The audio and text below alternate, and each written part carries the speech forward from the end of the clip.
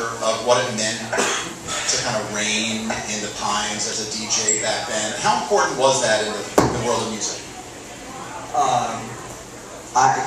Well, first of all, I never reigned in the Pines. I was like the junior, apprentice or whatever. And there was only this place and the Sandpiper, as far as they had live talent, and they only had DJs on weekends. But they would bring the best available from New York City. We had Richard Rivera, Tom Savarese, mostly DJs from 12 West or Flamingo were coming out.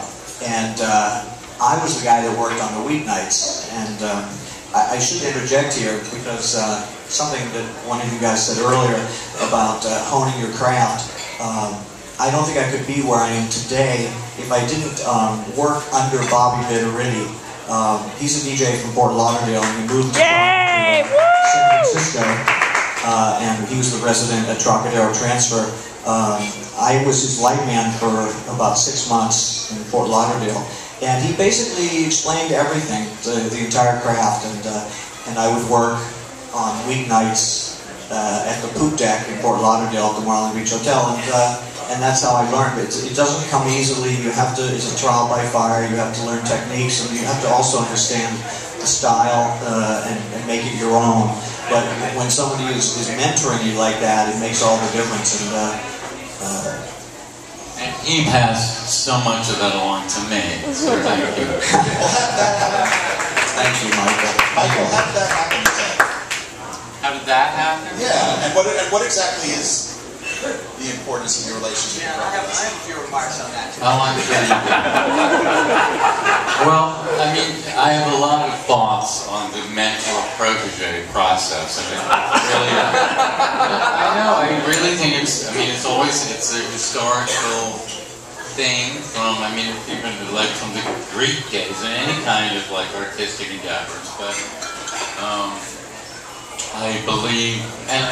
In a lot of ways, we're a protege of Burgess's, and in some ways, I think we're all influenced by the DJs that came ahead of us, and particularly the ones we admire. But I am Robbie's protege, and in the protege process and mentoring, I mean, it's a circular thing, and I think that we both get a lot out of it. In any successful mentor-protege process, both grow from the process, and both are better people from it. And I think we're both pretty lucky. And so are we. Thanks. And you don't teach someone how to play records. We only talked about like the theoretics of it, and you know that our styles are pretty different, but you also probably know that like there's a core there. I think that you've heard us for many years and understand how we are. There's like a core of similarity, a core value, even though how we evolved is very different. But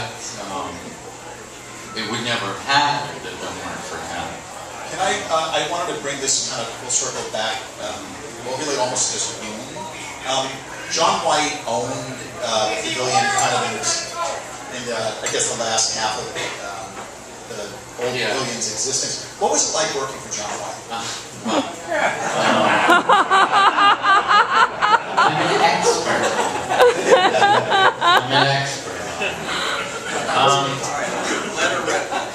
I guess I can say exactly what I please. And I mean, here's the truth. He was not the most easy man in this world to work with, but he loved this community. He was loyal. He believed in Fire Island. Everybody has their quirks, and he had a lot. And I'm not saying I don't have plenty, but he loved this place. He had his own ideas about it. When he bought the pavilion, because the blue whale had kind of fallen into, not only decrepitude, but it was a few people even came to tea, and I think he bought the pavilion. Bob Howard was running it after the Count kind of either, well, he didn't sell it to Bob Ray, but Bob Howard was running it for a couple of years. But then when John White got it, I mean, he named me as, you know, as his house DJ.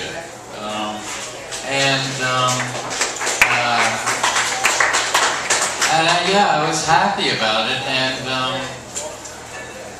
you know, yeah, he was good to work for. But I have let me just tell you one quick good story about John White that is completely insane, but I swear it's the truth.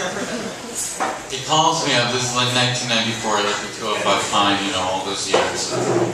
Michael, I've got this, you know, we're having trouble, everybody's going to Sip and Twirl on Friday nights, we've got to do something about Friday night business, I've got this idea, I don't know if it'll work, but if it will, I know you can make it work. Well, what is it, John? Well, I think if you played a polka or two, it might bring in the people who are walking the Sip and Twirl. I mean, the people, my housemates are like watching my face just fall, and I'm like, well, I don't have any with me. But it could work. But then luckily he, by the next day, had forgotten it. That's what it was like to work for him.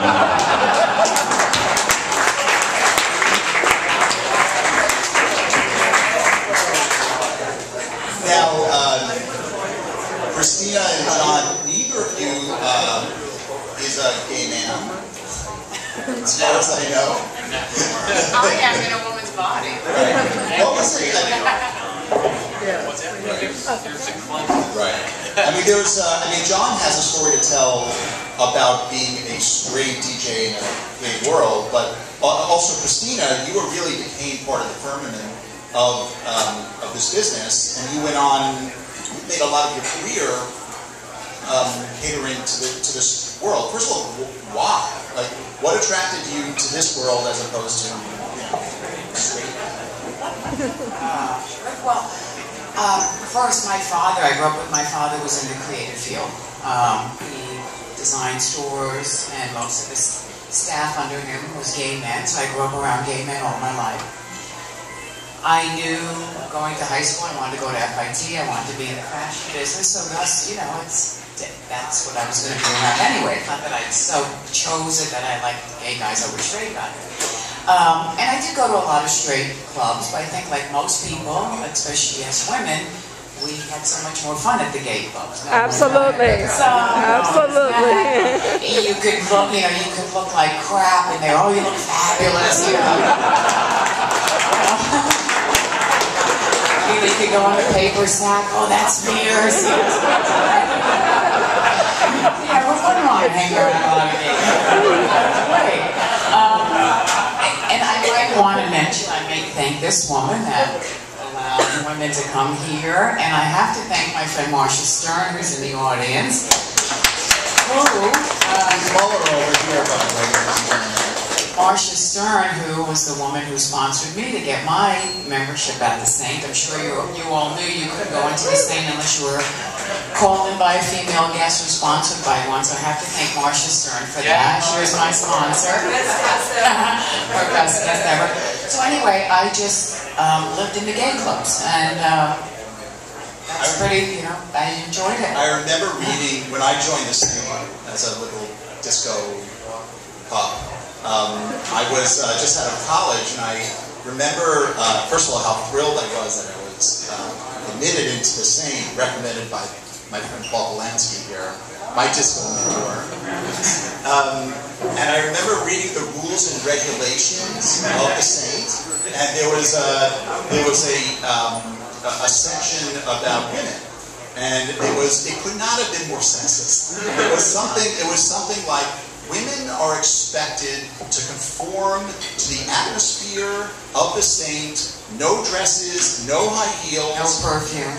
No perfume. No perfume. I think there were blue jeans actually written into the Constitution of this. Women had to wear jeans.